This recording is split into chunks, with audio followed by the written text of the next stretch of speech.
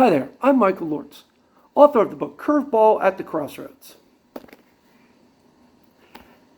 And I just want to talk a little bit about how my book, Curveball at the Crossroads, is a lot like the movie Sinners. Number one, location. Sinners takes place in Clarksdale, Mississippi, which is in the Mississippi Delta. My book, Curveball at the Crossroads, takes place in Rosedale, Mississippi, which is not very far from Clarksdale. Both Clarksdale and Rosedale have deep histories in blues legacy and lore. Clarksdale is the birthplace of the blues. Rosedale is mentioned in a lot of other blues songs. The reason I used Rosedale in my book is because I didn't want to use Clarksdale. Because Clarksdale is the birthplace of the blues, and I just thought my book would be a little bit too generic if I used Clarksdale. So I put my book in Rosedale, which is still in the Mississippi Delta, and it's still mentioned in a lot of blues songs. Number two, the devil. The devil plays a big role in Sinners. The devil is the main antagonist. The devil plays a huge role in my book, Curveball at the Crossroads. My main character makes a deal with the devil at the crossroads. He sells his soul to the devil at an old dirt crossroads in rural Mississippi. And so the devil follows him along, and the devil wants his soul, and the devil wants his talents, and the devil wants him to work for him. Number three, religion.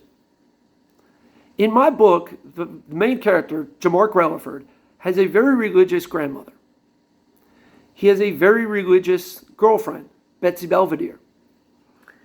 In Sinners, one of the main characters, Preacher Boy, has a duel, a battle in his character between his religious upbringing, to include his father, who's a preacher, and the no-good elements of culture. He wants to be in the nightlife, he wants to be at the juke joints and all that stuff. So religion and that dichotomy between the blues and religion plays a big part in both my novel and Sinners. Number four is the blues. The blues as both music and the basis of African American culture in rural Mississippi. Sinners is a blues movie. Sinners is perhaps the best blues movie of all time. Curveball at the Crossroads uses the blues as a backdrop, but it takes those blues folklore and goes in a different direction. And I use baseball instead of music. Now, granted, big caveat for this whole video. I'm white. I'm not trying to candy coat that. I can only write from my perspective. And, the thing I really liked about Sinners is that Sinners was written by black writers, black directors, a mostly black cast. It really got deep into the social structure of the blues and Clarksdale and the Mississippi Delta, and why the blues is important, why juke joints are important. I don't really go into that much in Curveball at the Crossroads, more than just the folklore. I don't go into the racial identity at all of the blues. But Jamark Relaford, my main character, is black. And so I wrote a book about a black main character because I had to. But in that, I don't have the same cultural attachment to Jamark Relaford that Ryan Coogler, Michael B. Jordan, and the actors and actresses of Sinners have to the characters of Sinners. I didn't use race as a linchpin in my story because I couldn't. It just wouldn't work. But I do use the blues as a linchpin in my story. In my story, there's a guy named Sonny Boy. He's based off Sonny Boy Williamson, who's a famous harmonica player. Sonny Boy Williamson 1 and 2. There were two Sonny Boy Williamsons. And they were both harmonica players. They're both blues legends. Sonny Boy shows up in Curveball at the Crossroads.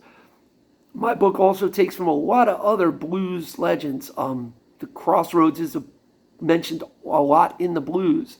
The Crossroads don't show up in Sinners, but it's kind of inferred. Number five, the devil as a conniver. So the devil's a smooth talker. The devil's a smooth character. In Sinners, he's, hey, we should all just get along, and we should all have this unity, and we should all, be one, and, this, it's fake. The devil's, it's definitely fake. It's on his terms. And in Curveball at the Crossroads, The devil wants Jamark Relaford to succeed, but only on his terms. Another point I'd like to talk to, point number 6, is doorways. Doorways play a huge role in Sinners. There are many scenes where the demons or the vampires say, "Can you let me in? Let me into the juke joint. Let me in, let me in." They can't just walk through a doorway without being invited. That is an old folklore. Very old. And I use it in Curveball at the Crossroads. There's a scene where Jamark Relaford, my main character, has a sit down with the devil. But the devil knocks on his girlfriend's door. And his girlfriend, as I mentioned, his girlfriend is very religious. Girlfriend's not home at the time. The devil comes to Jamark Relaford's door and knocks on his door and says, can I come in? And Jamark Relaford is torn because he doesn't want to let the devil in to his religious girlfriend's house. But he doesn't want to deny the devil. So he lets the devil in. And a lot of plot points happen after that. But it's the idea of letting me in. The doorway. The devil can't affect you if you don't let him in. And that is a big part of Sinners. It is part of one of the key scenes in Curveball at the Crossroads. So when I saw that in Sinners, I popped. I was really excited. Number 7, I want to talk about a magic woman. In Sinners, the woman Annie lives in a little shed out off the main road, and she practices hoodoo. She has the herbs, and she has the mojo hand, and she believes in mystical powers. And she's versed in what vampires are, what hates are. She understands the mythical world around her, beyond the physical. Now, in Curveball at the Crossroads, I have a similar character, Inga Rosavelli. Inga Rosavelli also lives off the main road. She lives off the crossroads in a little house in the woods. And Inga Rosavelli practices the spiritual arts. And to have that kind of strong spiritual woman in Sinners and in Curveball at the Crossroads, I thought was really cool. Although in my book, Inga Rosavelli is a European woman, or a woman of European descent, and in Sinners, Annie's African American, possibly Creole African. Another point I want to make, another similarity I want to make between Annie and Inga Rosavelli in my book is food. Annie is called upon to make the food for the juke joint. And Inga Rosavelli, in my book, Curveball at the Crossroads, she is the cook for the spirits. Point number 8 that I'd like to talk about is totems. Totems. Totems are tokens. These are those things that carry spiritual power that people carry around with them. In Curveball at the Crossroads, a lot of the spirits at the end of the book, and a little spoiler, a lot of the spirits carry around the tokens and the totems of the thing that they chose to represent them in their deal with the devil. For baseball player Dusty Polichardo, it was a baseball. For other people, it was a guitar. For other people, it was a book. Other people, it was many other things, a harmonica in the case of Sonny Boy. They carried these totems with them. And the totem, the inability to let go of this identifying physical thing, it's what kept them tied to the devil. The devil used that totem, that item, their love of that item, to gain access to them. Now in Sinners, we also see this with the guitar, with Sammy's guitar. Sammy can't let it go. He goes back to the church and he talks to his dad, and his dad's like, let it go, come to God. And Sammy's like, no, I'm going to take this and I'm going to go tour the, be this famous blues player, tour the world, be Buddy Guy. At the end, and he doesn't let it go, and he drives away, and he's still playing 70, 80 years later. So the totem, the fact that that your passion for that thing is so strong, you can't even let it go. And the devil uses that against you. Number 9, I want to talk about the old wise man. In Sinners, that's Delta Slim. Delta Slim has been there. It's Delroy Lindo's character, harmonica player, blues player, piano player.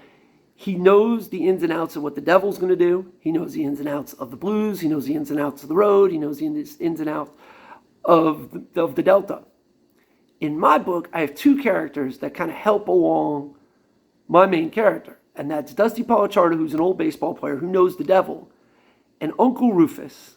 Uncle Rufus is this kind of conniving, positive character that keeps getting into trouble throughout the whole book. He kind of uses, he gets into trouble in the weirdest ways, but he knows the devil and he knows the power of the devil. He says a few things to Jamark along the way that really help Jamark out in getting out of his dilemma.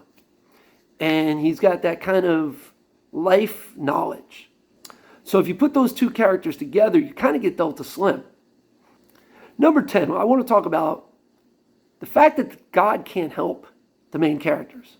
And I know this might sound blasphemous for religious folks, but the main battle between the protagonist and the antagonist, the devil, in both Sinners and Curveball at the Crossroads, man against the devil. It's not God against the devil. It's man taking a stand against the devil. Now, of course, that he doesn't vanquish the devil. This isn't a biblical battle. But he pushes the devil far enough away where he can exist. God doesn't really help. It's man against the devil. And I think that's powerful. And that is a big part of Sinners. And it's a big part of Curveball at the Crossroads. I even have a line in there, in Curveball at the Crossroads, where the aforementioned Uncle Rufus says, "No preacher can help you, boy. You got to go there and make it happen yourself. A man got himself in this mess, and a man got to get himself out." In Sinners, Sammy, preacher boy, it's his fault that the devil showed up. He is that griot. He is that messenger of the music that brought the devil to the juke joint. So he's the one, the man, has to fight the devil. Now, I also want to talk about the end.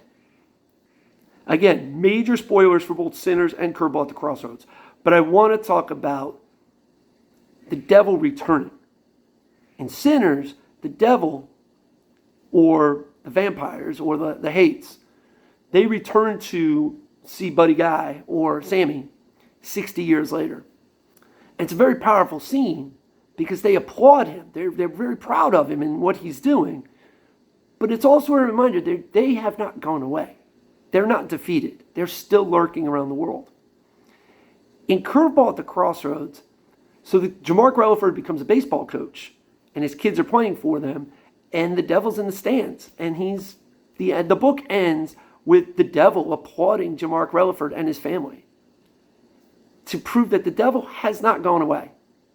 That's a big similarity. You know, the devil, the hates, the vampires walk out of the Blues Club in the end of Sinners, and the devil sits in the crowd in Curveball at the Crossroads, and he claps. And last but not least, I want to talk about Bobby Rush. So Bobby Rush is a legend in the blues. He's 90 years old. He's still touring. He plays harmonica like a badass. He's just an amazing blues player. Well, the connection between Curveball at the Crossroads and Sinners here is while Bobby Rush played on Sinners and he's on the soundtrack, I got my picture taken with Bobby Rush. I saw him in concert about 2 years ago. Gave him a copy of Curveball at the Crossroads, and I had him sign. I have a poster board of my book cover, and I have blues artists sign it. Bobby Rush signed it right in the middle. So I'll probably try to post this picture right here. That's the picture of me and Bobby Rush with my poster of Curveball at the Crossroads. Seen about 2 years ago, I saw him here in the Tampa area. And if you've made it this far, I just want to say thank you. And if you haven't yet read Curveball at the Crossroads and you're interested, you can find it on Amazon.com. You can find it on Barnes & Noble, or find it in your local bookstores. If they don't have it on the shelves, they can definitely order it. Thank you for supporting local authors and supporting local bookstores.